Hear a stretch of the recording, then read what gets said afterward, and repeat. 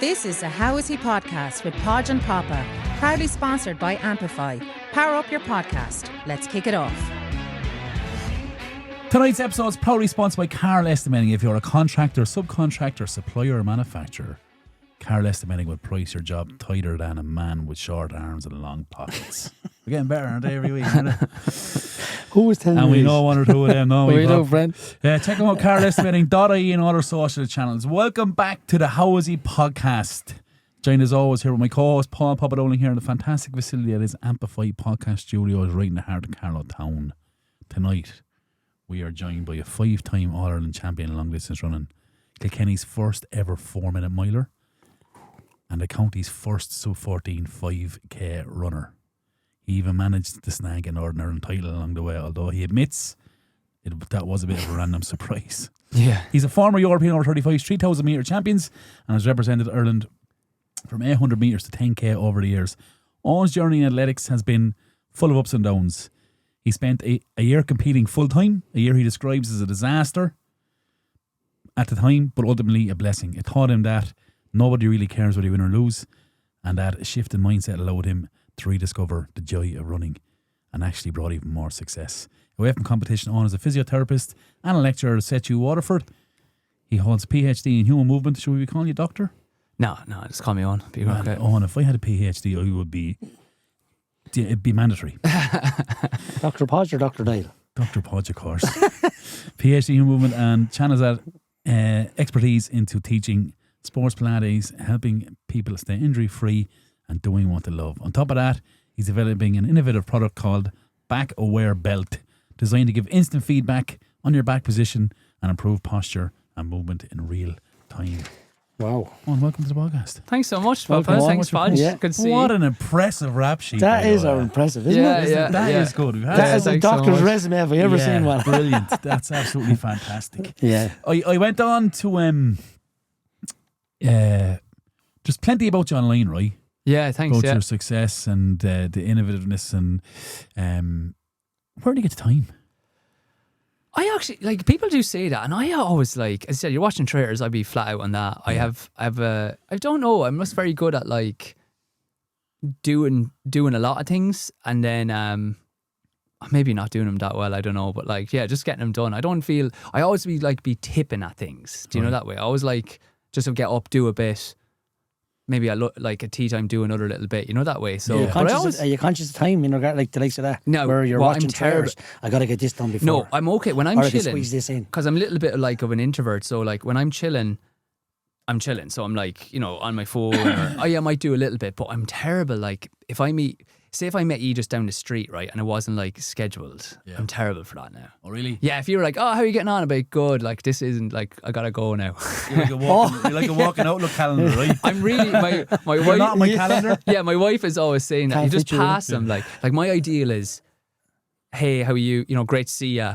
And like, but we've nearly passed each other. I'm like, that's great. It seemed like a nice little interaction. You're walking and you turning and talking and yeah, turning at the yeah. same I time. find that difficult. I actually find this is not going to do with time. I actually find seeing people I know in public difficult. Yeah. I don't know if it's an anxious thing I have inside me.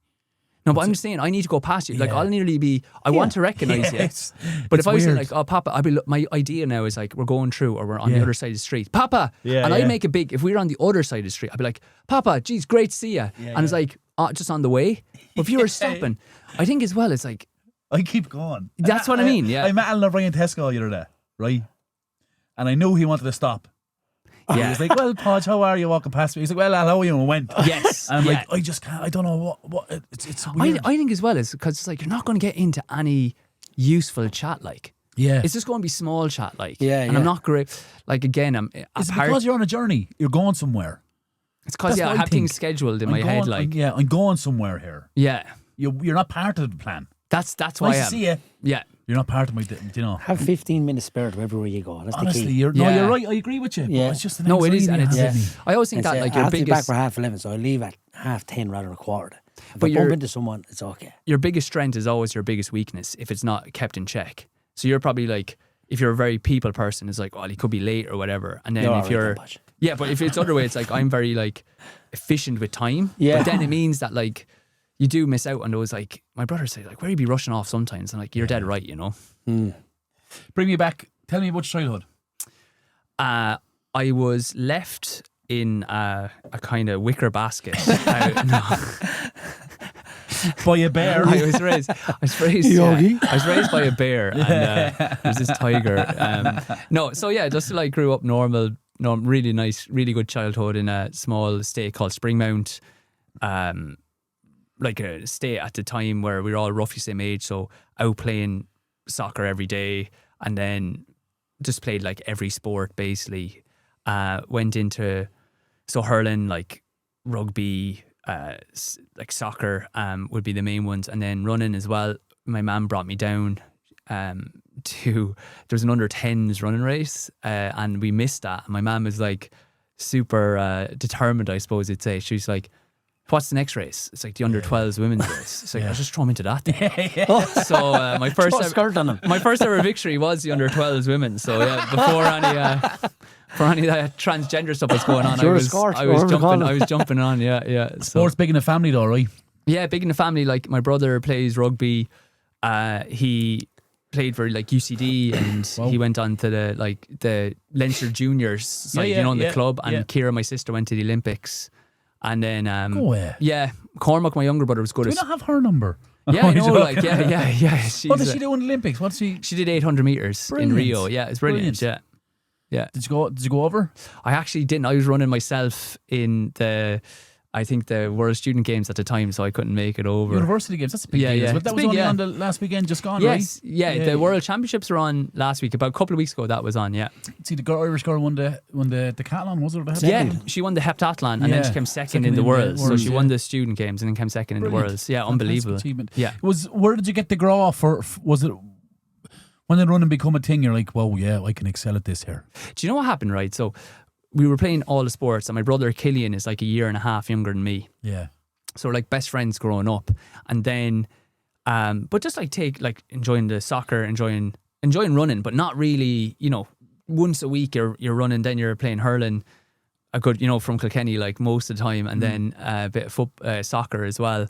And what happened was then Killian, we ran for the school, Kieran's, and Killian, who was in first year, so he was about 13, say, at the time, and I'm like in fifth year, 15 or whatever, they get to an All-Ireland. So they qualify from the Leinsters, and they just put in this serious shift for like a month.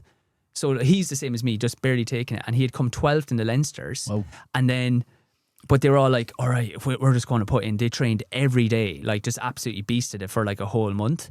And at that age, is like if you're putting in that training, they did unbelievable in the All-Ireland. So he came 8th, I think, and he qualified for the Irish team.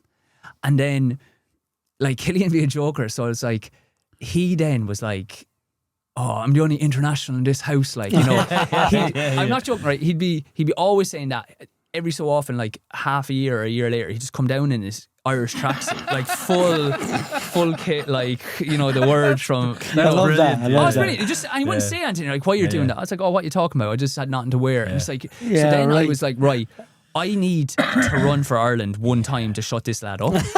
I was going to be doing like mountain running. I didn't care. I was like, I need to get one of these things. So then I was about like 15 or 16, and I went to Billy Bolster, who was the PE teacher. So I was always fast and stuff. And I was like, right, I need to get good at this 800 and then and cross country. And I was coming up short, like top 6 would go, and I'd be 7th one year. Then just outside. Just outside. Another year, like, so that was the first year. Second year, the same.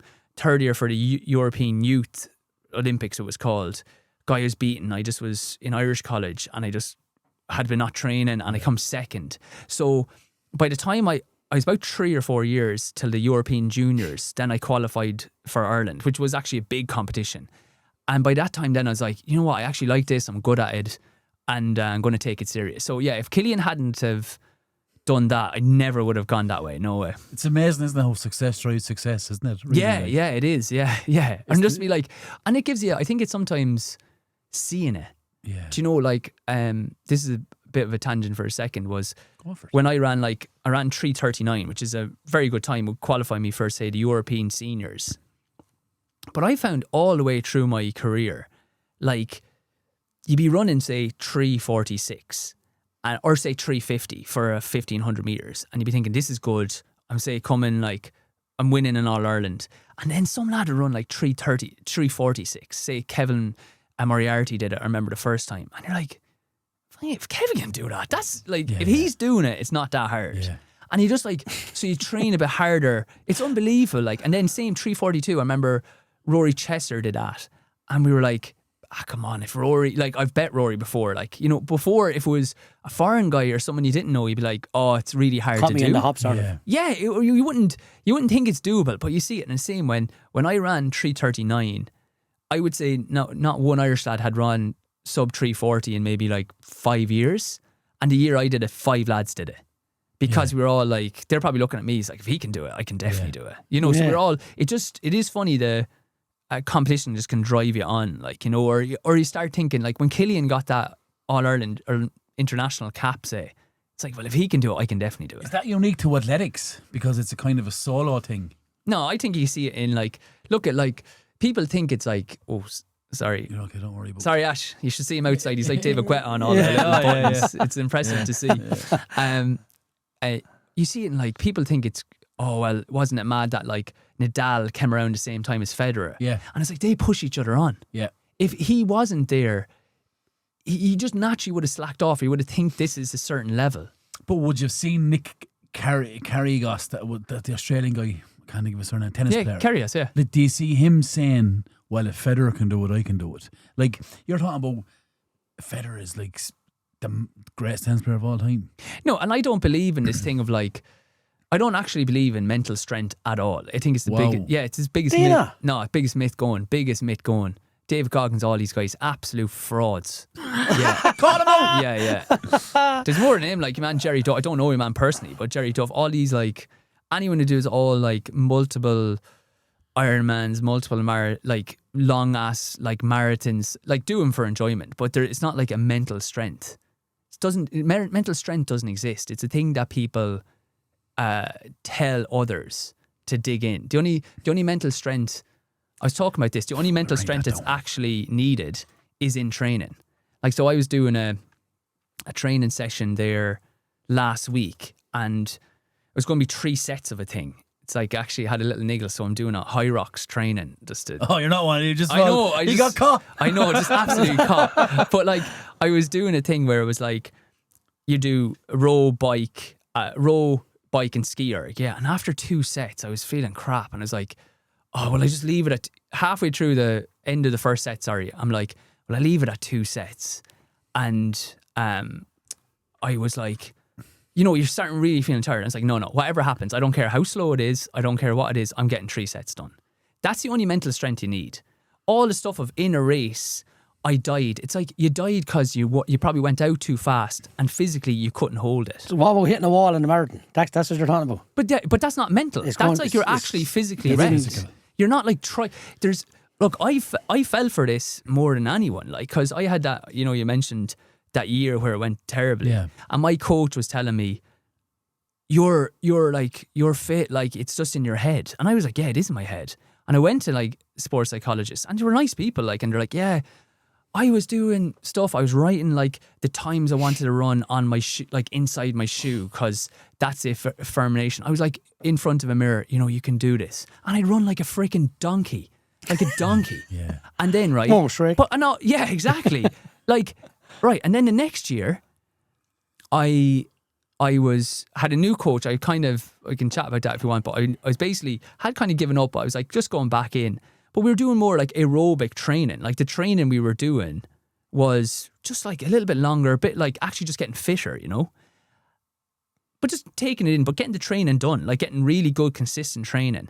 And I was going down, the coach I had was like, he's dead, God rest him, he's a lovely man, but he was like real grumpy, your classic bachelor old man, like, say 70. You know, these guys who look 90 when they're 50. Do you know these kind of Mickey lads? From Rocky. Do you know that? Yeah, like Mickey from Rocky. Yeah, that kind of lad. That's one picture. And he's asking me, like, we're driving down, and I, like, obviously confidence is on the floor.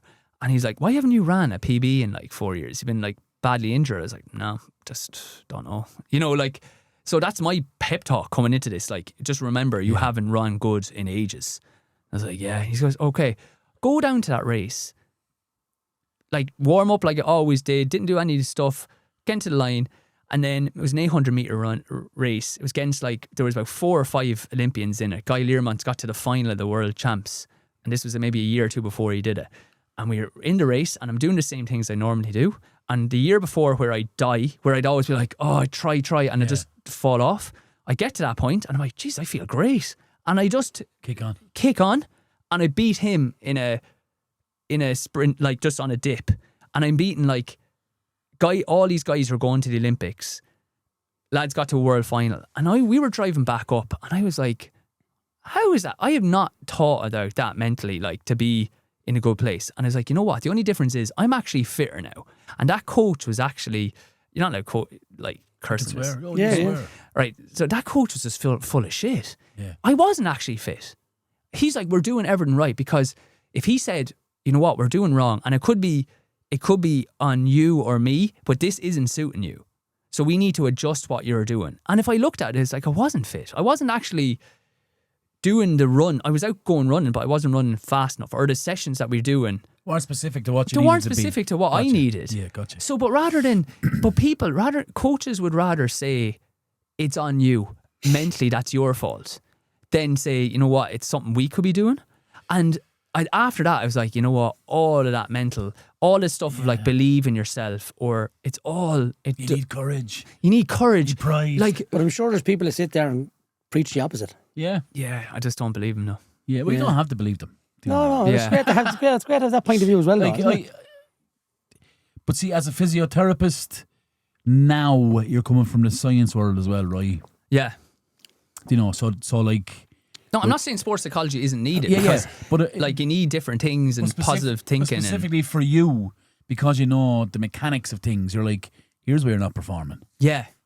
This is why you're not performing. Not Yeah. because you haven't read this self-help book. 100%. You know. That's what I believe. Yeah, exactly. I suppose it's different frames of reference. Yeah. But for me, it's like if I sat down with people, or as a physio when they're chatting, it's like, oh, it's gone wrong. It's like 95% of the time, I'll find something. It's like you're ignoring something. Yeah. And like, I think runners especially, they all think they lack bottle. Like, I remember a guy, and the guy was just like overweight, like for running, you know? And he's like, oh, I'm just giving up in races.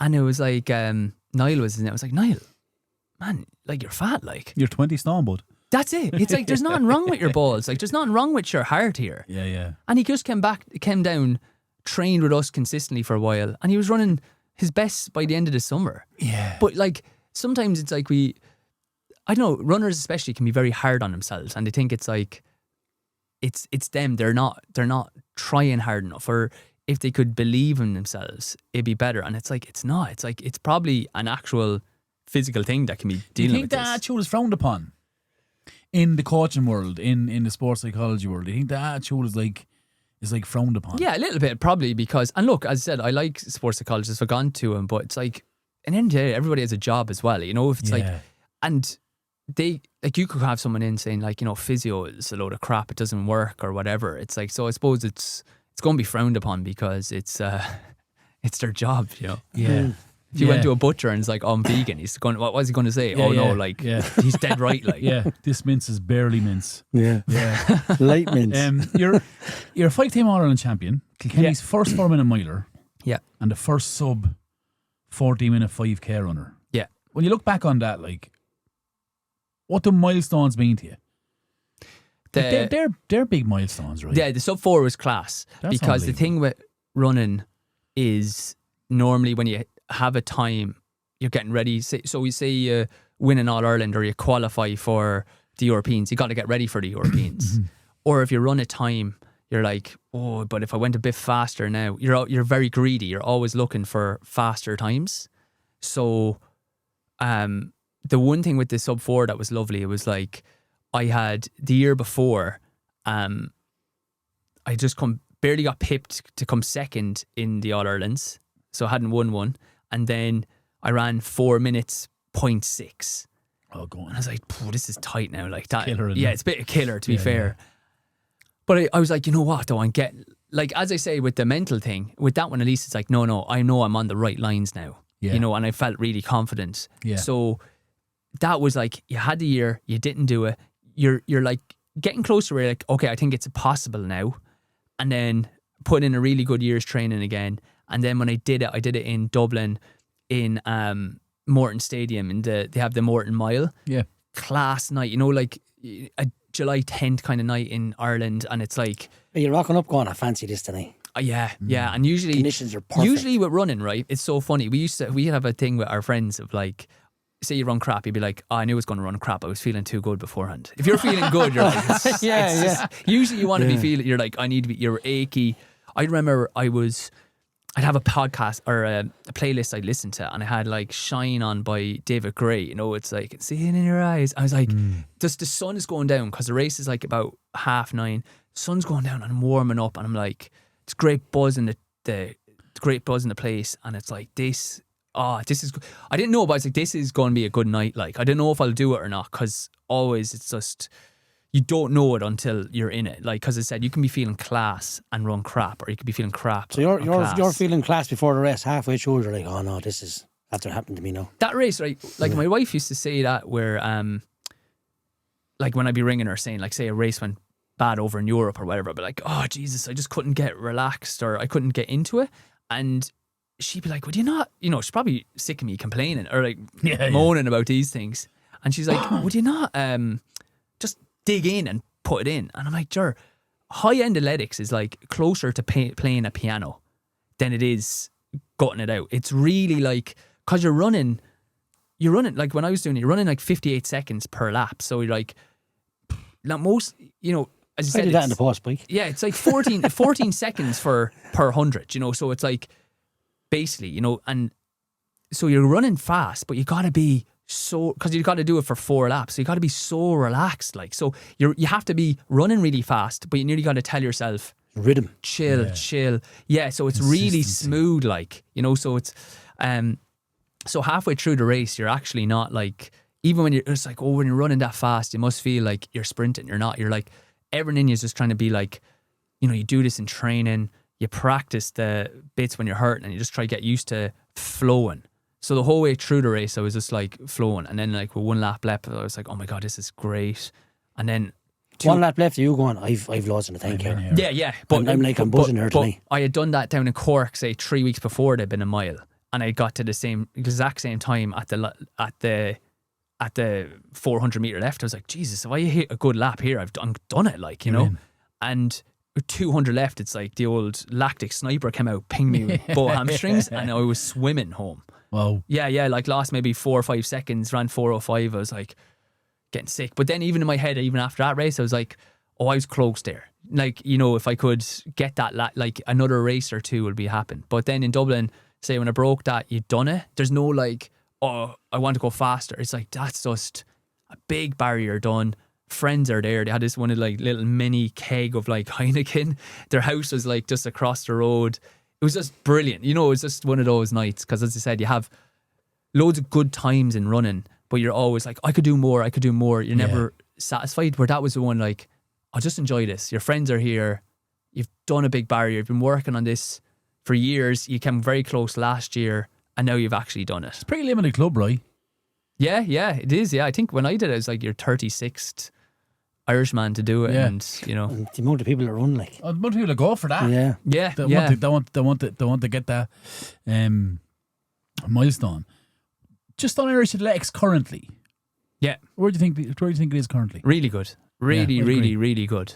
Yeah, really good. Is that down to PR or is that down to performance? Performance, I think, drives it. I think the girls are like, I feel like Rashida Adeleki? Yeah. I feel like she's everywhere. Yeah. Like everywhere. She was on the Trayers thing last night. Oh, was she? She was on the after show. Yeah. She was a guest on it. And this girl is everywhere. Yeah. No, I think it's funny, like running athletics, when it's popular, it goes in cycles. So I think it is. And I think like Charlene, you know, good looking girl, comes across really well. Yeah. Same with Rashida. So they're very marketable. You know, if you're looking at a company, you're like, right, we want a sportswoman these are doing really well. They're ideal, yeah. They're ideal, you know, and I think, and then they're running really well. Like, you know, they won the mixed. That's right. The mixed relay, the 4x4. I know they didn't do as well this year, but like, so they have the medals to kind of back it up. And then you see what's happened in running, right, in the last 2-3 years. This is going to make me sound bitter now, but it's not, because it's fantastic in ways. When I did the sub 4, it was actually a lot harder. There's a couple of things that have come into running that have kind of changed the game, right? Equipment wise? Yeah, two main things. The first is the equipment. They came up with these, they have carbon fiber shoes. I don't know if you've ever seen the shoes people are wearing now, like the runners, they're wearing doing a marathon or half marathon. They're really blocky, real chunky runners. Oh, yeah. So they have a carbon fiber plate in them, which essentially works like a spring, essentially. So you got rubber underneath it, you got the plate in the middle, and you got rubber a little above it. So essentially it like bounces people a little bit more on. Propels them. Like the first time I wore them, right? Like I've had obviously like a career of using my calves, you know, so after a race, your calves would be very sore. I wore them after, didn't feel my calves at all. My quads were in bits because it's like it kind of does the job of the calf. So females distance runners, the times are coming like crashing down. Just due to footwear. Due to footwear. I'll come back to another thing in a second. Oh, massive. Like all the world records are gone. Like when I did the sub 4 minute mile, in America, say a sub 4 minute mile would get you probably in the university championships to get you nearly a medal. Like Dave Mack had ran 3:55 and he won like a bronze medal in the NCAAs. Now there could be 50 lads doing it. Wow. Jesus Christ. I'm honest, I'm 40 next year, and I'm honest to God really considering like ramping training up again. And before those shoes, I'd be like, there's not a chance. It's like, there's actually a chance I could go sub 4 as a 4-year-old. The footwear. There's one other thing, right? And the other thing is, it seems to be like like genetically we're all different, like Africans, Caucasians, or Europeans, right? But the Africans have longer tendons. So they naturally... I love this. They naturally have a spring, right? That's like, if you see it, their calf muscles are smaller and their tendon is long. So what they can do is absorb the shock. And that gives them a big advantage. Like a kind of a coil. Like a coil, yeah. So, yes, Papa's onto it. So, they give them a coil. These shoes are acting like that. So now, if you look at when Irish running is booming, like say, we're getting lads into like, if you look at the final, right? I don't know if you watched running when you were growing up, like with Kenisa Bekele and all. Lads, to see a white guy in a 10k final, it'd be like you wouldn't see him, or at the back there'd be one token guy hanging on. Yeah. The guy who won the 10k is white.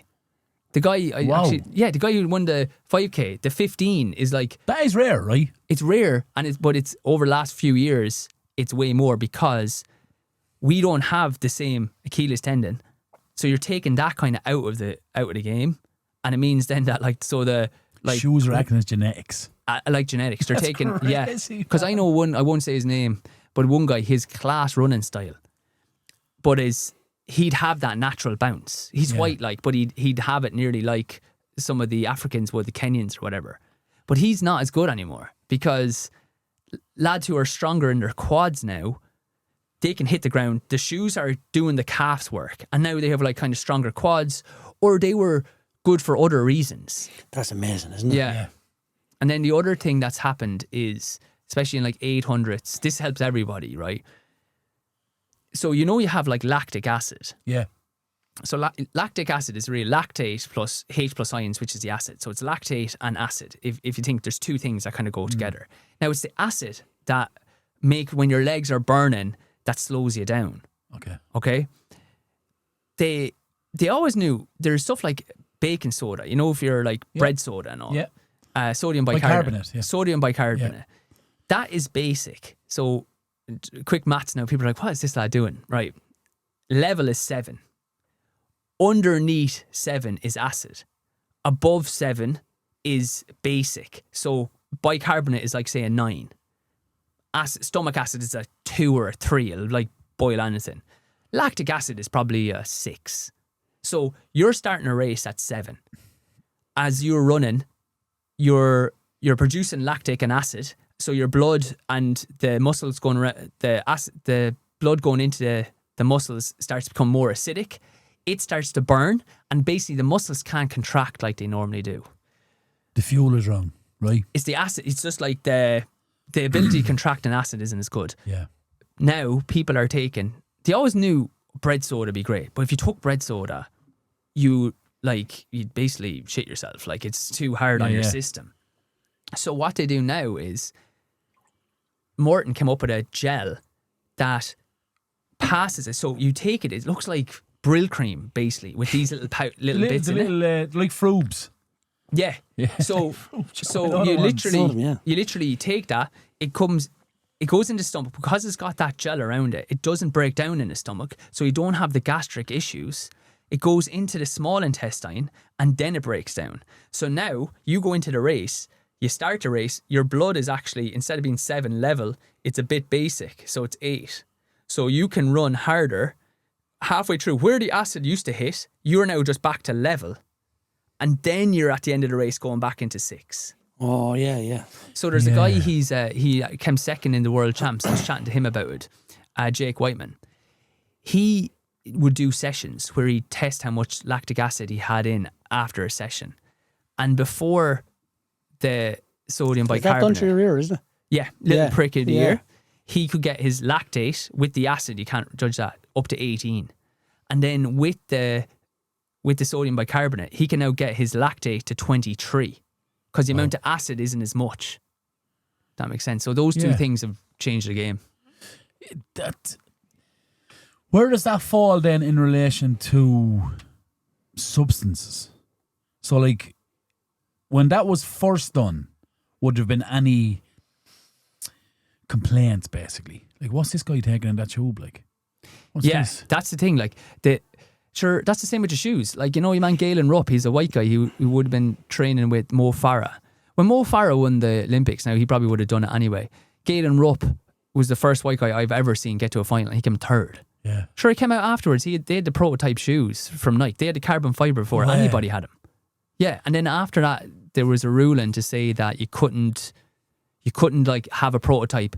So, like, say Podge can't have something that's not available to us. Yeah. It can be expensive, but he can't be coming into a... Yeah. 2016 Rio, he won it, and the same. They thought one or two lads were testing it with Morton, the bicarb, before it's available to everyone. Yeah. Sure, the guy who came second, this guy in the 800 last year, like, it was around 2 years, but, you know, some lads wouldn't hear these things.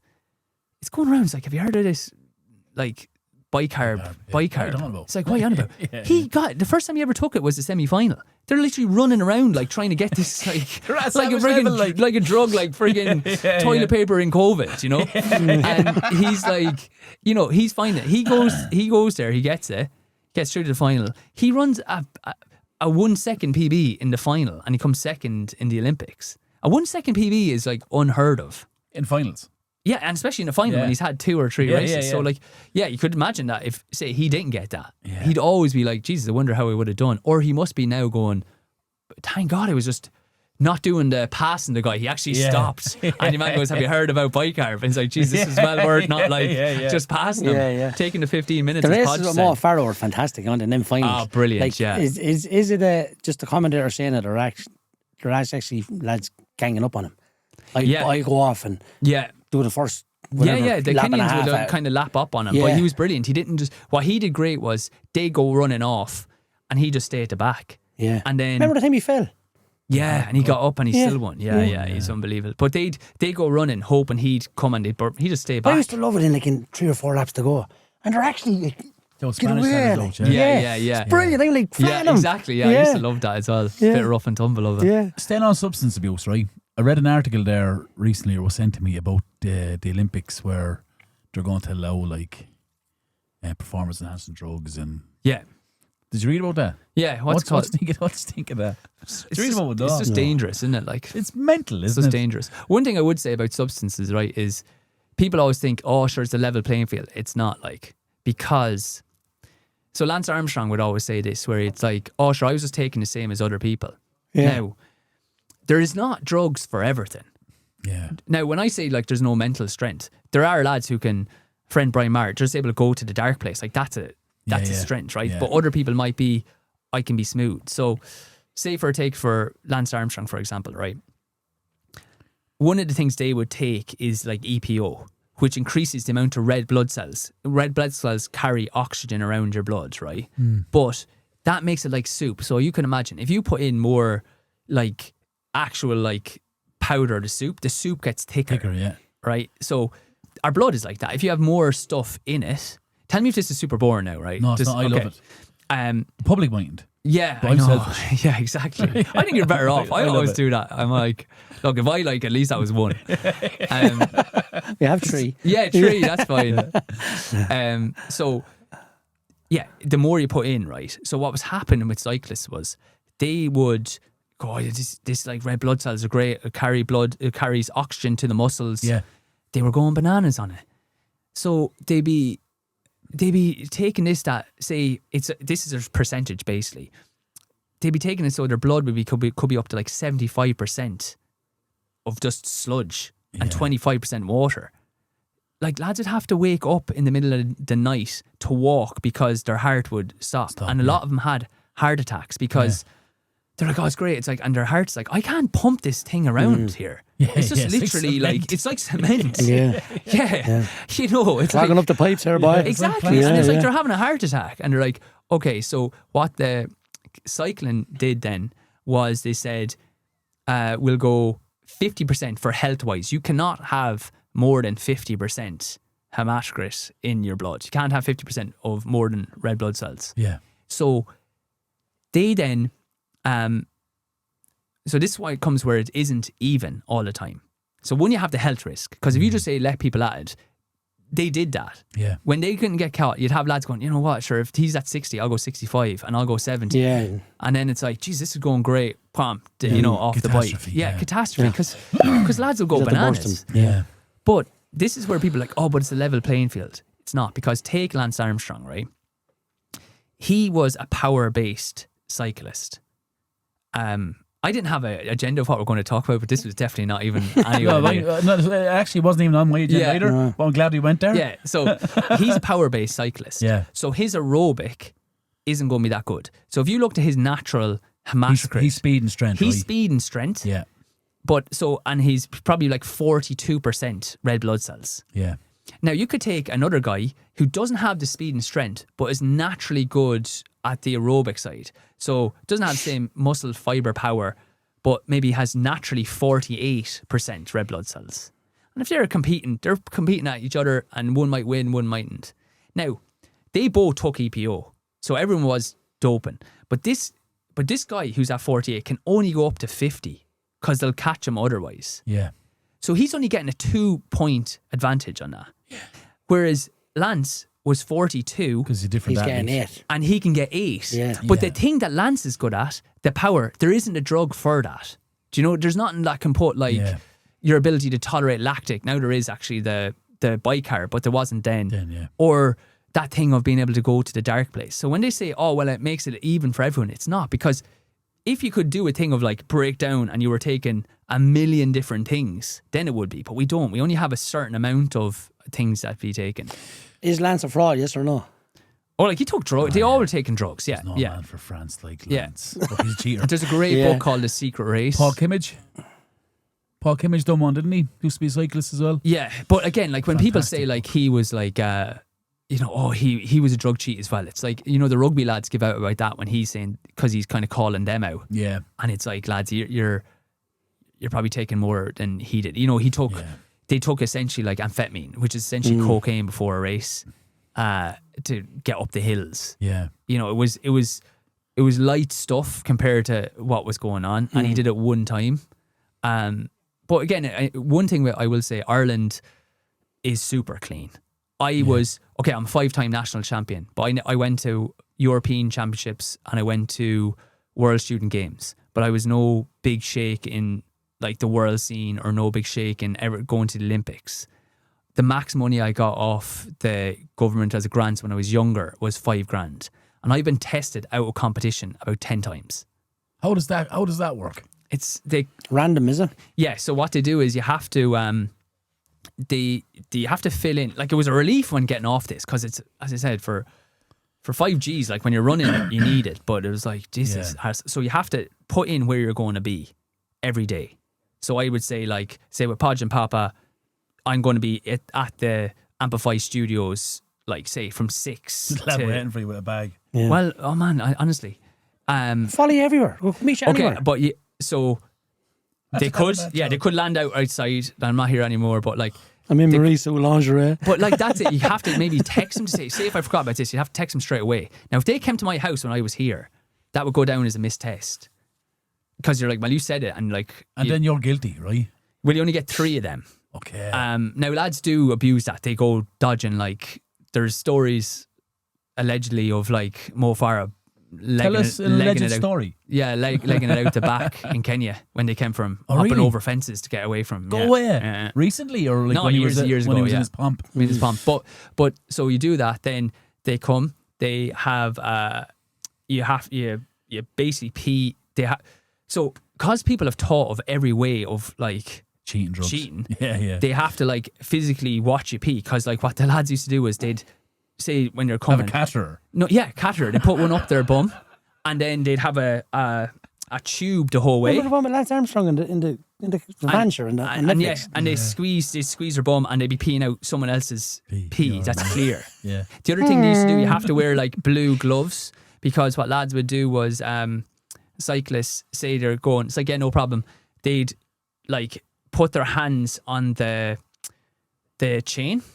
And so there'd be like oil on your hands, and then they pee on their hand in, and that would contaminate the sample. Yeah, contaminate it, yeah. So like, I remember you get man. You get better at it. Like, I remember the first time I was at home, and they came. Now, I used to think they come because we used to treat them really well.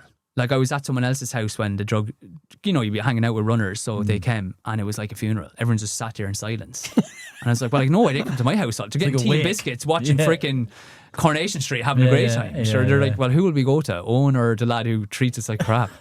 So, but my dad the first time was like, what took you so long? You were ages. Oh, another thing, was before, again, what lads would do was they'd pee themselves, say, coming over the line. So they'd have none left. And then they'd scull just pure water. So then when it pees out, it's just pure clear. Yeah. And then there's not enough in it to test them. So now it has to be a certain amount, certain yellow, so that they can test what's in your system. Wow. So it's like, drink, but don't drink too much, because if that's too clear, you've already peed valid. Now, it's not valid. We'll have to wait till... Is that down as a skip, basically, is it? They'll just say, it's like, yeah, sample is too clear, we'll go again. Yeah. But it's like, okay, if you're going to... Now you have to wait the process. So I was like, the first time was about an hour and a half. And I came out after, and Dad was like, geez, what took you so long? I was like, you try pee. Well, lad, look, staring straight at you. You're in your blue gloves. And you're like, go ahead, son. Do you know? Go ahead. Like, it's wank, isn't it? Yeah, it's now you get, it's surprising how quickly you get it, but yeah. I remember the first time I heard of drugs was, I think it was Soul 88. Ben Johnson, remember? Oh, yeah. I was like, what? Was Carol Lewis like, he won't be beaten. He was the long jump. Yes. Everything. I was loving him. And then it was like, will Linford Christie get it done? Yeah. Will Ben Johnson get it done? I know, yeah. I was like, no, but Lewis is the man. Next thing man took off, veins out through his neck. He's illegal! Look at he's illegal! He's illegal! Look at the veins on his neck! Obvious, yeah. Big gold chain hanging over him, yeah. Oh, yeah. It's brilliant. Yeah, but that side is so dark, isn't it? Like, when you look at documentaries on things like that, it's like... Running is good, though. I always felt like, you know me, I'm honest, like, so I always felt like there would be lads doing it. Like, I knew a guy, he had a chance, like, the Spanish are allegedly pretty dodgy at times. Yeah, so, and he had a chance to, they were like, here, do you want to come with us? We have stuff. And he's like, no. And then he got knocked out in the heats at the Europeans, and like, your man smacked him on the arse. Not in a bad way, but just like, hey, how are you? And he's like, he was through to the final. But I was fine, because for the most part, I thought it was quite clean. And to compete at my level, I was like, they're beating me because they're just better than me. Yeah. I never felt like, you know, when you read The Secret Race or whatever, like that I had to take drugs or I couldn't compete at all. I actually thought, like, I can have a good career here. I can take it as far as I can take it. Talk to me about your career and specifically the decision to go full time. Yeah, so like, obviously I was good underage. So I got to the European Juniors, World Student Games in college, and I was like, God, things are going well.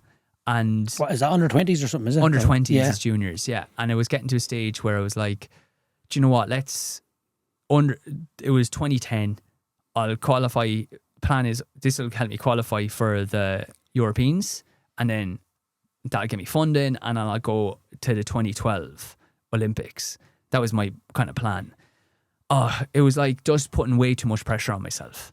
Like every training session then was a big, like, you know, like really listen to music beforehand, trying to pump up for it, eating everything right, and then I go to the training session, I just be flat, you know, that way. And I mean, like, I'm feeling pretty crap here, coach. Like, he's like, yeah, look, we'll just try get something done, you know. But it was a blessing in disguise. So I ran terribly, like, the whole year. Like, times I hadn't ran since I was like 16 years old. Jeez. But yeah, and you're putting you're full time. Full time. And full time in running is worse than the dole. You're getting $5,000, but that doesn't qualify you for the dole. So it's like, you know, we're full time. You're on X's and O's. Yeah, we're on full time at $5,000. Like, we're on cutting the bits of broccoli off that you're not going to eat and weighing the rest. You know, that's full time. Using both sides of the toilet paper. Yeah. Now you know you're full time.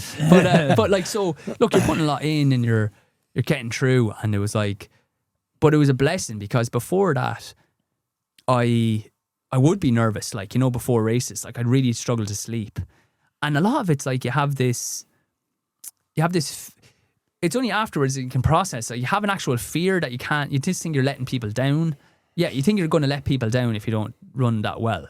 And then when I ran crap for the year, it was so freeing because the people that you were thinking, oh, what are they going to think? They just don't contact you. You know, like the people that are like, we really want to, you know, you're smaller all of a sudden. Yeah, not even like in, like I said, like people maybe in Athletics Ireland who you're like, who are just probably there for you, but they have other people to be looking after. Yeah. And you just realise, if I was writing a book, it'd be called No One Gives a Shit. But in a good way, like that, my family, they still love you. Your friends are still your friends, you know, but you have this narrative. And after that, it was like so freeing. It was so freeing. Like, it was like the worst things happened in running sense. Like, you're running terribly. You're, you know, and then I just kept running crap because I was actually just physically not that fit. You know, it wasn't like when I had this revelation. But then the next year, I was going to retire, and my mother was brilliant always when I was chatting to her about it. I was like, oh, I don't know if I was going back to do a master's in physio. And I was like, do I stay running? She's like, look, Owen, when I brought you down to that under 12s women's race, it was like, you know, we didn't know you'd be ever running for Ireland or, you know, it's for to just get fit and healthy and make some friends. And you have some great friends. You've had some great adventures on this. And I was like, you know what, right, ma'am, you're so right. And then after that, it was like, after that, I won my 5 All-Irelands, like, and I broke the 4-minute mile and 14. And I wouldn't give up that year. You know, if you said now, Owen, you could go and run the Olympics, but you have to, you can't have that year, I wouldn't do it. I swear to God I wouldn't do it because what it gave me is, even now, like, I think I'd still be in the same mindset of not having dealt with that kind of fear of doing bad. So I'd still be like, if I was doing a race, not sleeping well or, you know, whatever. Do you ever say to yourself, let's go back to that year, is the conversation with your mind where you're saying, not everyone can be a professional athlete on? Yeah, it's not. It's a, you know yourself, like, a lot of this is like very subconscious. Well, I don't know, to be honest. No, but you know, you see, a lot of people listening or whatever, it's like, it's very hard to like objectively think, how do I phrase this? Like, it's better afterwards you can think about what you are, but when you're in something, it's very, you know, it's gotcha. like, your reflection on it is different than the time you spent at that time, right? Yeah. Do you know, like, say if you were telling me an issue, because it's objective, I'd be like, well, Papa, this is what you just need to do. It's not that hard. Yeah. But when you have all, it's not an objective thing. So at the time, I was more thinking, like, why is this going wrong? Like, what am I doing wrong? Yeah. It should be going right. Like, things have gone right to here. I'm training hard. And then afterwards, I was like, you know what? It's just like I was putting a bit too much pressure on myself there. And if I actually look at the training, while I was full-time, I was going to the gym, I was running the runs weren't long enough. They weren't like fast enough for what I was trying to do. Like, because I was overly stressed, I was coming into a lot of training sessions saying, look, I'm toast. And we were probably being a little... The other thing I tell people, again, this goes down like a lead balloon if I'm ever asked. I don't get asked much to like talk to teenagers or whatever. Right. In Ireland, we're very much, now be careful of overtraining. Oh yeah. You know, like, don't overdo it, guys. At one stage in your life, you got to overdo it. That was always... See, what happened... I've never heard anyone in you your got to profession overdo say it. that. You got to... Yeah. And I was listening to this because I was good and you're the best in Ireland. But what I needed someone to tell me was, one, like I said, no one gives a shit. If you're not actually... You're getting nervous about this. And if you're lucky, you'll get on Podge and Popa's podcast in about 20 years. That's as good as it gets, you know. You have reached if the top. If you're lucky. If you're reaching the You didn't get the Olympics. yeah, here, yeah. right? But even if I did, you'd be the same. And then the second thing I need is, I was always, be careful. Don't go too hard. You might get injured.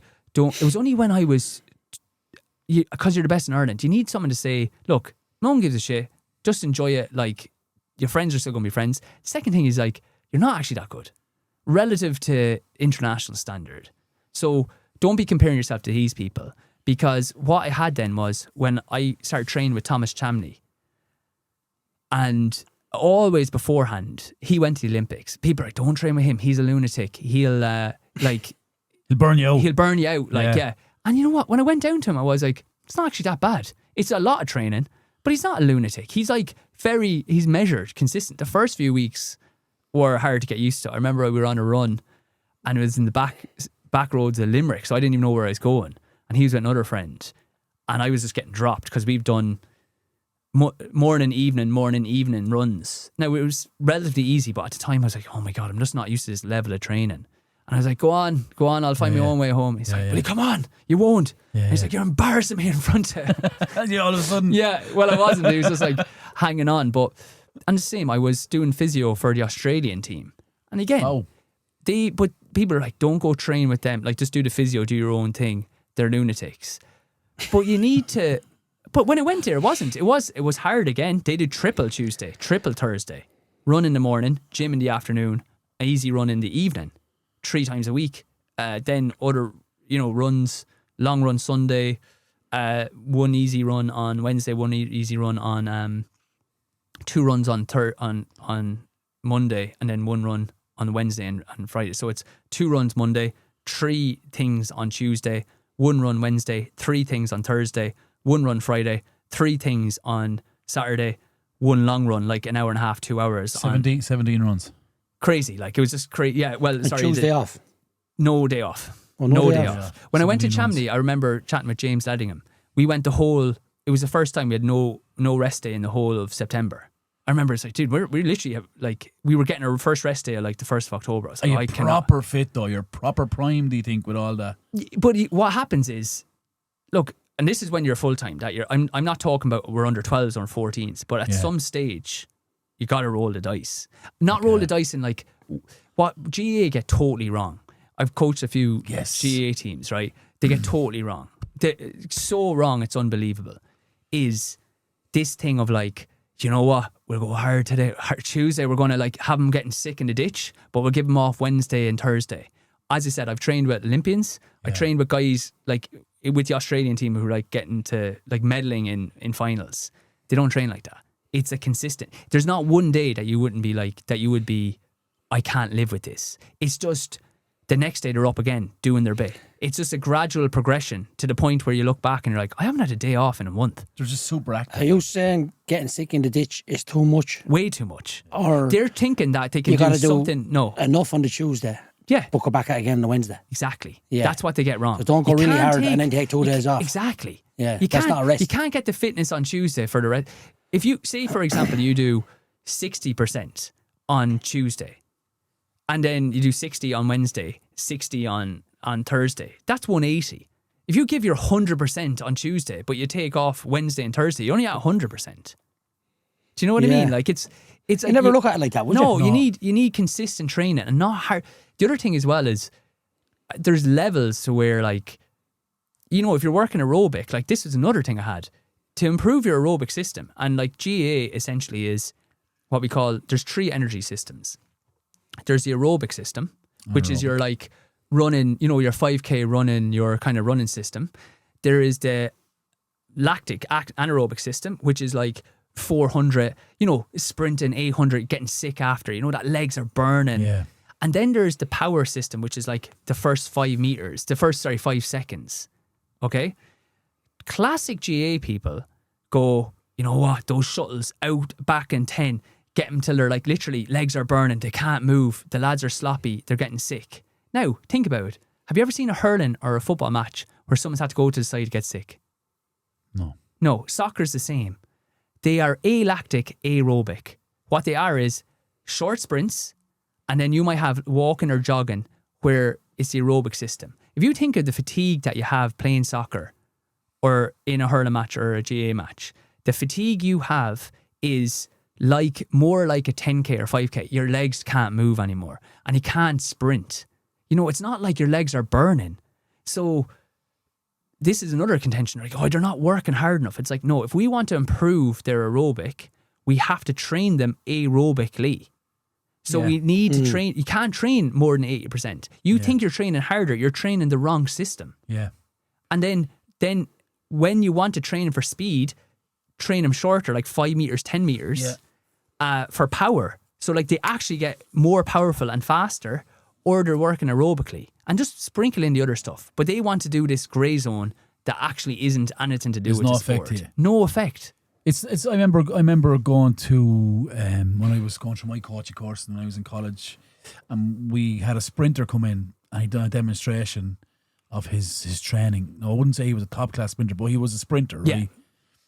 So he'd go to the track, small bit of stretching, tracksuit off, 100 meters at his best pace, walk back, have a stretch, relax for 10 or 15 minutes. Yeah. Another one. So he maintained that I have to do this at the same speed all the time. Yes.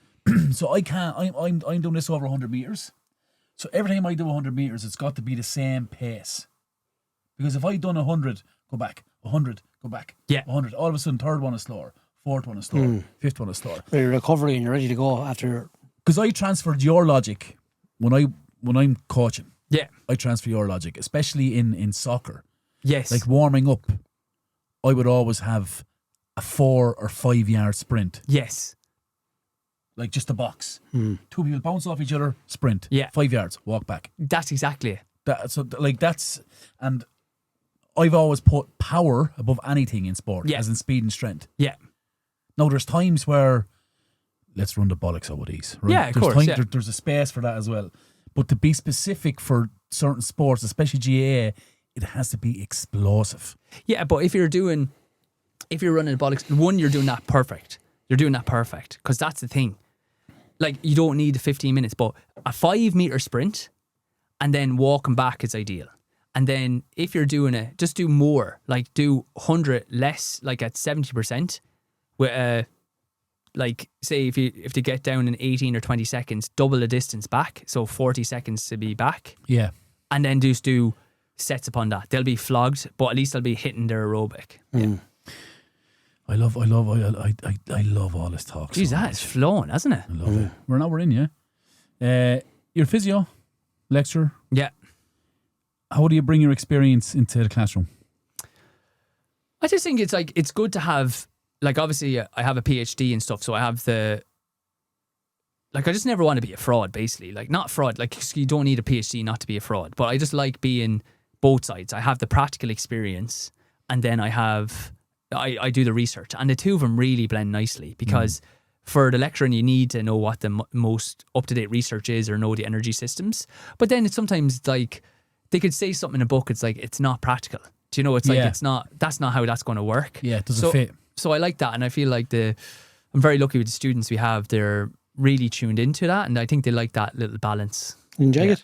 I love it. I love, like, as I said, you're saying, like, I get a lot done. Like, I'm working on that back aware belt as well. Like, I really feel. Do you ever play Football Manager, that game? I love it. Don't play I love it. But you know, when we were playing, but if someone who's not into that, they're like, like back in the day you play it and you're like, you're scouting, like clicking scouting lads in Brazil. Like, I feel like all the jobs. I hear adults in work talking around about FIFA games and then going, lads. I know, I didn't know, I don't play it, but I feel like the things I do, I'm so into them that it's like that. It's like a game, basically. Yeah, so it's actually great that way. And then it doesn't really feel like work, which I think it allows you to get more done because it's like I just really enjoy the things. It's a nice way to go to work, isn't it? Class, yeah, it's class. Yeah, no, I love it. Yeah. What's the biggest mistake you see currently in relation to injury prevention? Depends on the sport. It depends on the sport. So for runners, I give a plug here for my Pilates, right? But Go for it. Running. That wasn't set up around. No, it wasn't. Yeah.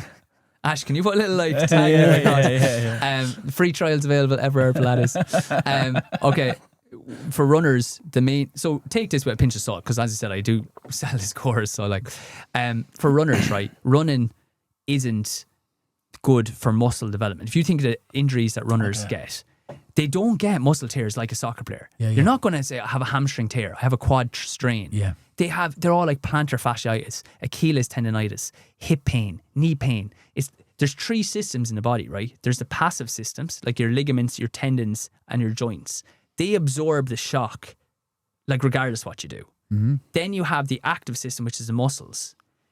They're meant to help that. So they take pressure off those ligaments, tendons, and joints. And then you have the nervous system, which kind of tells the muscle system when to switch on. Yeah. In runners, they just do running. So the muscular system becomes very lazy.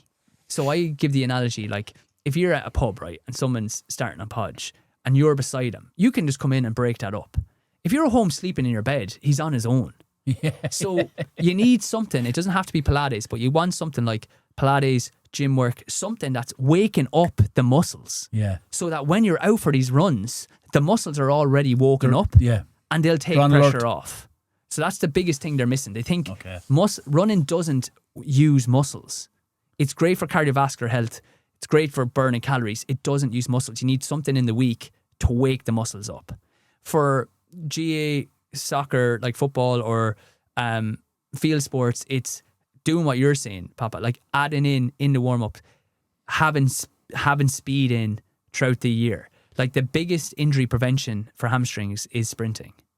Wow, I've never heard that before. Way more than like your Nordics or anything like that. Having sprinting in. Now I don't ever go full because when you're sprinting towards a ball, you're never actually going to be going 100%. No. But going at 90%, 95%, you're just constantly getting the mechanics in then. Yeah. And you're getting just used to it. So they should always feel like 90%, I think. Like, now John Murphy, who's in with the Kilkenny GA, he likes going a bit faster than that. And we always have a little bit debates about that. But going at least you're getting the mechanics in. So they're the two. One, for runners, you need to do something in your week that activates the muscles to allow them to actually take pressure off the ligaments, the joints, and the tendons. To be there as your kind of security system. I've never heard of that. Sprinting helps hamstrings. It's number one. Number one. And then for a thing is, not keeping in sprinting. You don't have to go 100%, but doing your 5-10 meters at 90%. But they should be doing that in pre-season. They should be having a little bit of that even in like their off season that they're doing themselves. That we're not just saying go out for your long runs. Yeah.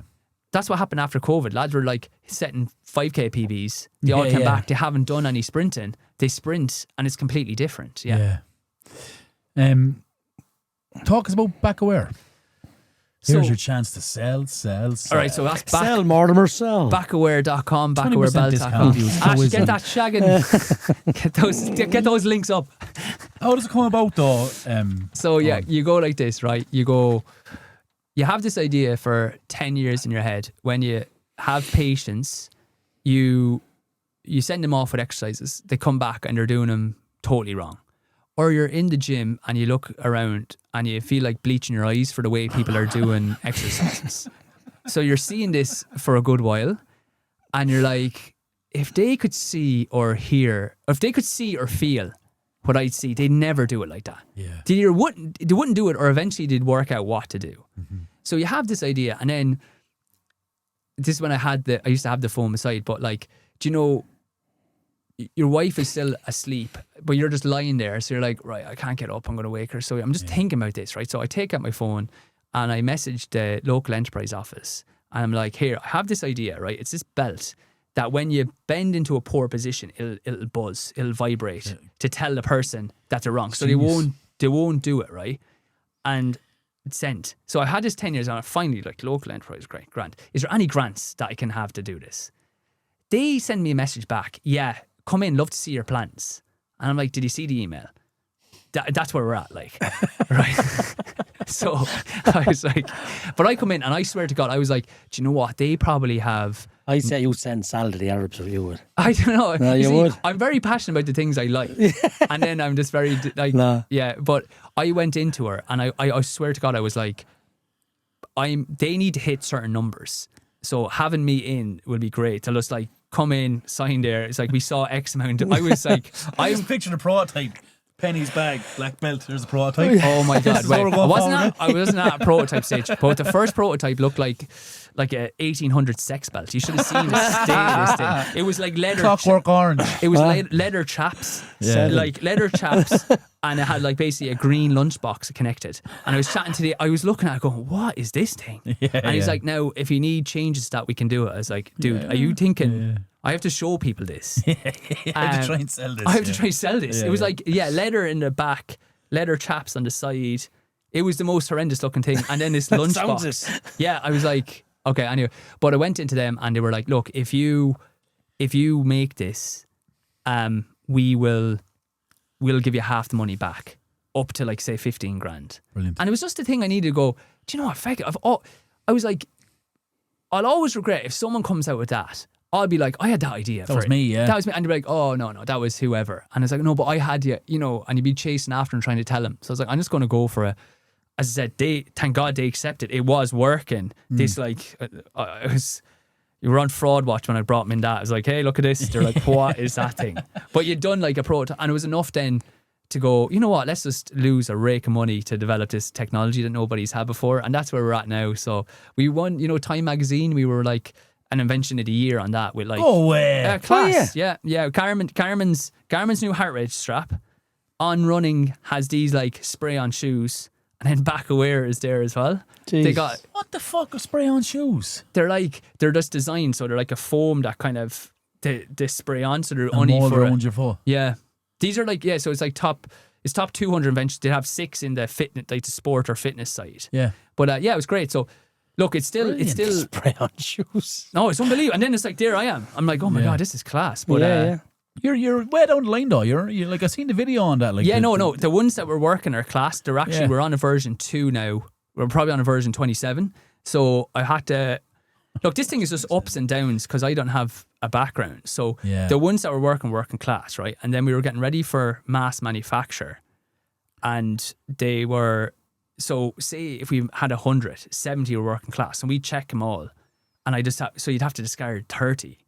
Like say 100 plus, so you're looking at like 3-4 grand on the ground. Is it a belt and the app, or is it like it's it a live? Belt. Yeah, sorry, it's a belt.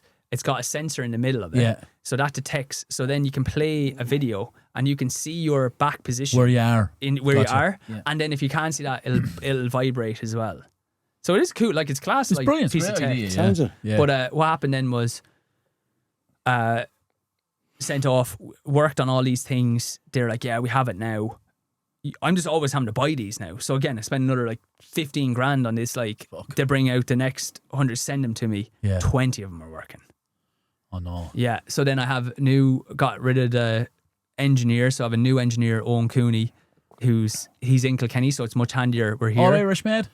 All Irish Brilliant. guys, but it's made in China, so. Oh God, you had a chance there to go all Irish. No. Someone was saying that to me. It's like, oh, would you make in Ireland? I'm like, dude, I don't even know. I went to a company in Ireland and they're like, yeah, but do you have $250,000? I was like, I don't. It's like, I see you later. Yeah. You know that way. So I was like, look, it's not getting made anywhere else. Yeah. But the main people are here, Yeah. But he's working on it. We have loads of patents on it because we're working out all these things. But the running helps because it's very like you get high, crushing low. And like I said with the running, it was like I went a long time not running a PB. But I enjoyed the journey, and then so I enjoy doing it, and you just get that persistence that could eventually pay off. So yeah, that's where we're at now. Yeah. Brilliant. Moving on. Okay. We're into the final stretch. It's time for quick fire questions. Quick fire question brought to you by Sneaky Sessions, the Carol legends making noise all over Europe. Check them out at Sneaky Sessions on Instagram. Pop it over to you. Quick fire questions. Yes. Let's go on real quick. Pre-race ritual. Do you have one? Yeah. All right. So if you're doing a pre-race, what you want to do is 2.5 hours before the race, I have like a Nutrigrain 11's bar kind of kind of thing. Yeah, lovely. Make me feel healthy. Just before, and then an hour before, I'm going to have kind of a caffeine. Caffeine's massive as well. Caffeine and like supplement as like not a coffee. You could take it powder. Yeah, you could just take it. A nice coffee. Yeah, I'm not mad on the coffee, so like a powder, like a tablet, and then I'm going to have like I have Lucasade from like or Powerade from like one of them. Whoever like get on the sponsorships from say 2 hours to 1 hour before, then just water. Then I just have like you jog for 15 minutes, stretch. Then you're doing all your drills and then some strides. And one good tip for people is you should, about 10 minutes beforehand, do a long stride, like 30 seconds, or do something that's going to tire you out. So like say with us, when I'm doing it with teams, I'll have like a mini game for like a minute. Yeah. Because there's a thing called VO2 kinetics. And what it is basically is, sorry, I'm laughing myself. This is a quickfire round. I was about to say, yeah, sorry. Did you hear a bit quickfire? Yeah, I know. But what it does is, the idea of a second wind is actually a real thing. So people who had done this, once they started, it only took them 6 seconds to get back up to their VO2 max. People who hadn't, it took them like 30 or 40 seconds. So yeah, that's their pre-routine. Good stuff. Very little food in that. Just an 11 so bar. you're just a Nutrigrain bar, you've eaten before, like, so you say 4 hours, but you're having your banana and stuff. So the last, you have to pick up on the food, don't they? yeah. No food. Yeah, go on. Trauma here. Favourite race you ever ran? Either the mile or there was an 800 metres to qualify for the European Juniors. Again, I had got very close. They extended the deadline, so they gave me one more race. And I was, in fairness to Killian, he was like, go, look. So I booked the cheapest Ryanair flight I could, like 4 a.m. The hotel I had asked them to be ready wasn't ready, so I had to sleep under a tree like a bum. Wasn't dandling around, so I had like KFC beforehand. The race was on at 8 o'clock that night, so I've been in just literally under a tree since like 8 o'clock in the morning. Went out, sun is just setting over the thing, and I was like, you know what, I'm going to do it. And I ran like a 1 second PB to qualify for Europeans first international. Places over there, look. Yeah, exactly. Yeah. What's more painful, the last 200 metres of a 5k or standing on a piece of Lego? Standing on a piece of Lego. Who asked these questions? Yeah, last 200 of 5k is not too bad. It's the middle of a 5k that's terrible. You're just questioning life choices. It's the Lego, is it? Yeah, Lego. I'd say, yeah. If you had to do a 5k and Crocs or stilettos, what would you choose? Crocs. Like, at least I wouldn't get like slagged. Blisters. Yeah. Blisters, yeah. Ever pretend a run was just an easy one when you really were dying inside? Well, like, that's what I said. I say it's that piano analogy. Every run, you're like, with 800s and 1500s, you're running hard. You're like, this is easy. Relax. This is grand. Push. Relax. Push. You finish the line and you're like, oh, I am screwed. It hits you like a wave. Like, that sounds like a Formula 1 driver. Yeah, you ever heard him? Push. Yeah, but you're just like, relax. And as soon as it's finished, it's like it's like a wave. Release. Like, I've had where I've been like 3 hours again under another tree, like just panned out by the side after a race, getting sick. But like, when you're in it, you're always telling yourself just be relaxed. Can I ask you a question? Do you have to be a certain weight to run for your country? Like, if you're running a certain distance. Look, you don't have to be.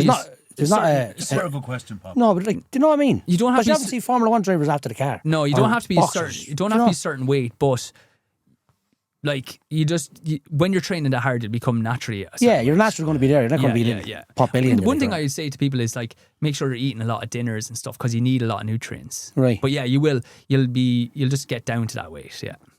Strangest place you ever gone for a run? Another strangest place you slept in, if I heard it a minute ago. I'm not going to say it because my wife will kill me. I have a crazy story, but I'm not going to say it. I'll leave one. But Heathrow Airport is probably the craziest place. A run? Yeah. Around the airport? That story gets a lot crazier, but I won't say it publicly. Yeah. I'm intrigued. I'll tell you after. Yeah. If you could only eat one meal before every race for the rest of your life, what would it be? I just love fish, so maybe some like kind of salmon and spuds with veg or something. Yeah. Be honest. Fish, yeah. How many times have you accidentally started to run too fast just to show someone up? Never, I don't think. But definitely if you're going past someone, you'll go quicker, like just to get past them. Yeah. Did you ever snare someone? Never. I always think if someone's out, I actually think it's like fair play if I see someone out training because it's hard. You know, we all have our internal dialogue. So I always think fair play, yeah. Good stuff. I actually think the very same myself, and then I get a wave of jealousy. When you're running? That's right. No, when I see people running, when I'm driving. Yeah. Are you looking out through the window, Podge? Yeah, driving. Yeah. Very good. Brilliant. That's the end of the questions. Lads, our website is now up and running, so you will get all the previous episode catalogues and the latest ones going on, including our bonus episode, right? Yeah. We also have a newsletter coming out. You'll find us on www.howishe.ie. Make sure and take a look. We also have some news coming in relation to Podge versus Popa. I promise it's not a complete rip-off of the Super 6. Watch this space. Ooh. Can I just say I was listening to the bonus episode when it came in. It's a class one tonight. Like, Is it? Yeah, Do you it's like really it? good. I really enjoyed it. Thanks He very was much. like, "We'll wrap him up." I was like, "No, let him speak to her. I'm listening into this." Yeah. It's that time. The KC Lord Diva herself. Shannon's Curveball. Shannon's Curveball is currently sponsored by Brew.ie, your go-to place for website design, marketing and content creation. Craig is based in Carlow. We are delighted to have him on board as a sponsor, and I can guarantee he has the safest hands in Carlow soccer and sport. And just these nice pair of hands. Brew.ie with 3 W's. BREWWW.ie. Check them out, lads. They're doing some work. Papa. Let's Fantastic, roll the dice. It's Let's time go, for the Shannon. biggest ego on the podcast team to hit us. Don't say that about poor Papa. Oh, wow. Only Let's run that joking. back. No, It's I'm sorry, called- it's Pop. You called always comedy. It's defend called me. timing. Always. Always. I'm only have the buzz. You're not really, Podge. You're hard on our case. Right. I'd love to have beans on toast now or something. I'm hungry. Anyway, sorry. Are you What? starving? Okay, today's one actually ties in with what you just said because Is it food related? Not really food related, Probably but it can food be in like an airport, is it? restaurant. No, I stayed away from there. I lost huge points last week from going to aviation, so I said let's stay away from it this time. So this is more so I wanted to see where you stand on this, so I don't feel like a really horrible person. Go for it. Okay. Oh, I don't even want to say it. Tipping. Yeah. Do you? Do you not? Yeah. You do. I knew you would. I knew you. And don't look at me like that. Only probably in the hospitality industry. How do you know Where what else do to you tip? tip? What a tip of that for washing your car. Some people would, yeah. Would yeah. You're a postman, you get tips. Get them a lot of money. That's probably why you tip though, because you receive tips. Tour guides and things like that. But like it wouldn't be over here we tip, but it wouldn't be the same percentage as it would be for in America. Like you're paying their wages in America through tips, like. But this is the thing, right? This is about the conversation started because it was something I spoke about on the show, and the interaction was kind of very 50-50 on it, so I didn't feel as bad. But it did. I kind of was thinking, well, I wonder what the lads are like on it. So right, you go. I'd be honest with you. When I'm on holidays, I'll tip because I feel like I don't know. I feel like it's different, like No, do you know what that is? cultures and stuff. Yeah, time for a Podge psychology lesson. Because you're projecting an image that you have loads of money because you're on holidays and no one knows you there. So you're like, I am so flush. I do have loads I of am money. going to project myself all over this little island that I'm on holidays on, and people will think I'm a megastar. That's why people tip on holidays. You kind of give some internal things going on there, but that sounded like your inside voice talking to No, me but there. if we were going for a meal here and say it was 75 quid, we just leave 80 down or Do whatever. ya? Yeah. I would think so. Even Yeah. no, we would go away regularly, twice a year maybe with the golf crowd. Yeah, And obviously you'd be eating in the golf club afterwards or Yeah. down the town that night. And whatever the bill comes to, between 8 or 10 of us could be €437. yeah, Give him 450. Yeah. yeah. We'd never ever. And then the Revolut was brilliant. Split the bill, tag the 7 other people, and just Yeah. Come here, do your you think it's request is brilliant. But we always tip. a generational thing? Because my parents are massive. Like they'll tip. My mother tips everywhere Yeah. she goes. Yeah. Her nails, her hair, everything Yeah. she'll tip. And she's looking at me, and I'm like, no, you got Even in life, like you said, as a postman, Yeah, there's not an old person that passed by you. It's always, there you are, son, there's a tenner for you. yeah, A new person, happy Christmas to you. You're like that. Like, you don't expect anything. Like Yeah. that. No, I wouldn't be like that. I don't hand. No. Happy yeah, but it is. no, that. honest to God, you wouldn't. It is a generational thing. I 100%. just think it's a courtesy to do it in Yeah. in that hospitality industry. Now, if I go on to my barber, if like If I only had like, say, Yeah, I might have a €17, I'd always throw the 20. Yeah. Or 16. ya? Yeah, always, Yeah. always. I'd never. I don't know why I'm equipped to like just pay the price that it is and not think more of it. But Yeah. maybe I should But yeah, start. why wouldn't you tip if you're out? Say you're 7 on a row. Why wouldn't you tip? It depends on where we are. So like we would in restaurants as such. Yeah. We'd throw in whatever, but I don't know. I think it's not. People who deal in cash mostly would tip more than the person Maybe who tap. this is it because we always use our 100%. card. You'll have to say, I'll bump it up to 45 there if it's 41.50 or something. Yeah, and then sometimes 37, actually we've whatever it is. tried to tip and we'd be like, oh, leave it at, or do you know, we'd be at whatever and it'd be 37, we'd be like, throw it up to whatever. They said, we can't do that. Yeah, So many I'm a time, yeah. Yeah. I'm Yeah. like, oh, well, I tried to give you a tip and you couldn't do it. Like then. I think I went to spend the last time you wouldn't carry €100 cash. Everything is on your card. Yeah. On your phone. Not even on a wallet, it's on your like phone. Maybe No. that's why I'm not a tipper. But there's other like people who are it's just cash. all Yeah. phones. Yeah. But again, I think the Irish mentality, even if the service is shit and you give out about it, you still tip. Ah, yeah, no, we. That was shy. Go out with that. You'd often never go to a complain. pub and you give us Sammy and give us 3 Heineken, 2 cores, whatever it is. Much is that 39.50 or 34.50 there. Yeah. There's give us 40. Good luck. Keep that, put Sometimes on your depends tip on the up here, change. so- And it's nearly a case that because I worked in the bar, You know, yeah. it happens. Yeah, you're in the hospitality industry. Yeah, Hospitality. I never worked in hospitality, you see. I think as well, loved it. if it's like that, if there's a change on it, I'd be like, oh, you're grand. Does that count as tipping? Kind of, Yeah. sometimes? Yeah, well, it then is. I do kind Keep of the tip. change, you filthy animal. Come here, another question then to add on to that. You just had the Irish mindset there. Are you complainers? So you go somewhere and I'll let you guess and I'll tell you if you're right. I think you are. I'll tell you you're wrong. Go away. You wouldn't say it. So you ate like No. terrible food. Would you complain to your partner? Yeah. Of course. And then when you just we're don't say when nothing. we're far away from the venue. Go away, I'd be really? mortified if someone seen it and there was an altercation in the middle of the restaurant. I'd be mortified. Really? You don't, In you don't public, say I'd be anything? mortified. I wouldn't say But anything. it doesn't have to be an altercation. Give me a microphone, I'll dog him down to the ground, all right, boy. No, if My wife would. I ordered something and it wasn't hot Yeah. enough, say, I have to bring it back. Yeah, okay. So you'd say Well, that. very rarely it happened, but if something has to be said, I'd say it. Yeah. Wouldn't Okay, well, cost you'd me a say- thought. No, what I do with manners, I wouldn't say, here, that's shit. Of course. Do you know yeah. what I mean? You'd say, excuse me, you said, I ordered that. I said, Yeah. like, many a pint of Heineken Yeah. or whatever it is that that's not right. Yeah. And some lads will come in and say, you're right to brushing your teeth, man, that's why it's not right. No, it's not. Yeah, They yeah. said, I'm after having 2 pints before that. That pint is not right. I promise you that. I'm not getting it. Like, taste it yourself. You know by the smell of it. Mm. You know by the head of it. But if it's not right, whether it's food, drink, whatever, Okay. you know, it's just not right. Yeah. Even going to a counter, into a shop, and the person behind the bar, like in the news agents, is on the phone. Yeah. I don't go to the counter with a phone in my hand. Yeah. I'm not like this going. Manners, Yeah, yeah. Yeah, I hate that, yeah. No. Yeah. Excuse me. Yeah. Do you know what I mean? Yeah. You make them feel awkward. Yeah, you do. I think, I do you know wouldn't, what? no.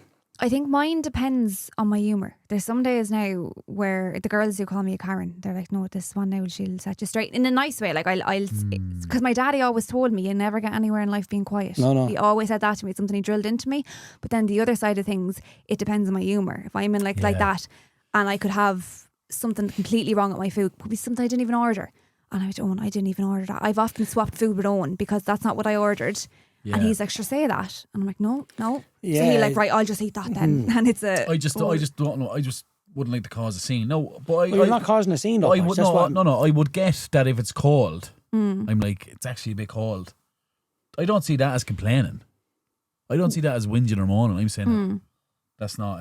But there is people out there who will complain, though, for the sake of it going. Oh, yeah. For the price of it, it has to be perfect. Yeah. Would you send back a steak if it wasn't cooked to your liking? Yeah. Would you? Would you? That's my worst nightmare now. I That's just just- threw- I used to like- get it well done. So it was always well done. So yeah, yeah. But how people eat it was just turned for a minute and turn on the other side, and you cut it and there's blood coming over and going, It's not blood. Well, it's we wrestling. went no, to, medium. I'm okay with medium at the moment. Yeah. It's right. But if it's too red, I'm not eating that. I'm the same. I No, had... no, I can't eat. I go well So done just as well. cut the cow in the field. We were... Shave took a them. bite out of You him. know what I mean? Shave them. We were out one time and it was a steakhouse. We both got steak. And Owen's one was bleeding. It was like on an operating table in front of me. And when I tell you, I was heaving. I couldn't eat my food. I couldn't. My stomach had turned in front of me. I Yeah. said, thanks for that now. €40. My steak wasn't even touched. I haven't had many instances where that. More like more so a pint than anything else. Yeah. But you'd always. I think eating steak out anyway isn't. I'd rather cook the steak myself. Really? I don't really. I like really a steak fan in a of eating restaurant. It's steak lovely. out. No. The one down in the butter slip. What's it called? Butcher. Butcher. The Butcher. Butcher's Oh quite my nice, man. goodness. Beautiful. Butcher's different level. I'd live there. Brasserie is quite nice here in Cardiff. Yeah. I know, a good steak is lovely. Yeah. Yeah. Anyway, that's my questions for you. Just wanted That to was see Shannon's your takes. podcast. Oh, sorry, curveball. Thank you very much. You're off on holidays next week? I am Tell us where you're going. Tell the people. going to Albufeira, but it's raining there, so it's a touchy subject at the minute. So Seshland. I don't want to talk about That's it. what's described as online on Albufeira, Seshland. Seshland, great. I've never Oh, yeah. been. Just You'll enjoy it. You'll enjoy it. Enjoy the football. Yeah, can't Yeah. wait. Woo! Yeah, it's Brilliant. good. What's the match that's on? Owen told us. Albufeira versus Yeah, Albufeira versus Villamora. Old Town versus New Town. Old Town versus That's so New made Town. up, that is, man. Yeah. Brilliant, Shannon. Thanks very much and safe travels. Have a great Shannon's time, got a Shannon. ball. Thanks. Final mention of sponsor for this episode. We are sponsored by Carl, proudly sponsored by Carl Estimating for all your construction, tendering and estimating needs. Check them out, carlestimating.ie and all their social media. Oh, and thanks so much for joining us. We genuinely appreciate it. And if you want to get a guinea pig for your belt, Papa is the man. Yeah. If you want Podge, someone- thanks a million, Papa. Thank you so much. If I you want really, really someone under a enjoyed this. tenner as well to treat, he's still playing sports. He's still 53 going now. strong. Oh, really? Brilliant. Flying. Nearly 50. Going backwards. Going backwards, yeah. Peter Benjamin Pan. Button. That's it for this I episode. enjoy it. I enjoy you just tipping along. Yeah, it's If great. the boys are always short numbers, I just jump into the train. It's if I flat. can. Like, So I love it. do it as long as you can. Yeah, exactly. No, it was a pleasure to meet you, bud, and I hope you go back training. Like you said, you're thinking about going back. Yeah. Where's your clinic actually? It's in Kilkenny. It's only doing that a little bit of part time. To be Okay. fair, yeah. You're going to get the spray on shoes? Yeah. No carbon thing in the spray on ones. No. It'll hardly, No, yeah. it'll hardly take off, will it? Best of luck for the future. And Guys, and thanks so everything, much. I really And, appreciate That's brilliant. Absolutely. That is like porn to me. Listen to that. Brilliant. Yeah. I really I know, I it's love intriguing, yeah. all that stuff. I love because I suppose I'm never going to get there in my life. I love listening and hearing about it. Yeah, it's that's the thing. I always super want to interesting, like. go on, and like sometimes you always feel a bit mad talking about your own life. So I just like making it like interesting for people. That way, Yeah. like sometimes people I are found shy that on, or like, they're trying so to interesting. flog a load of stuff for themselves and like just Yeah, say a yeah. story and see how it goes. Yeah. Glad you liked it, lads. Thanks. That was Brilliant. actually brilliant. Honestly, No, that was a no, really very good enjoyable. interview. And that's it for this episode of the Hosey Podcast. If you liked it, why not like, follow, and share the podcast? We're on all podcasting and social media platforms. If you didn't like it, hit follow anyway, because maybe next time will be better. Share it with a friend, leave us a review, or just show how is he out your window. Either way, we'll appreciate the support. Thanks very much. We appreciate everything you do and all the support. Papa, it's not my podcast. Not my podcast. It's Carlo Sports Podcast now. And a short podcast. Good luck and God bless.